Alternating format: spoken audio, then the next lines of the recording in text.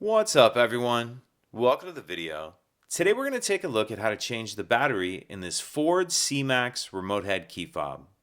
This Ford Cmax key fob is going to use replacement battery CR2032, and I'll put a link in the description box of this video to where you can find these replacement batteries if you're in need. The other thing I'm going to be using to replace this key fob battery is a quarter. If you don't have a quarter handy, a flat blade screwdriver will work as well. So the first thing I'm going to do is grab my key fob, and if we take a look down near the key ring, off to the one side you can see there's this notch right here. And this notch is the perfect size for a quarter to fit in. So after I have the quarter in there, I'm just going to twist it like I'm opening a lock with a key. And as I do that, it pops that back cover off. Once that back cover comes off, we see our battery right here. I'm just going to take my fingernail and kind of press on the edge of the battery, and you can see it pops it up out of that holder.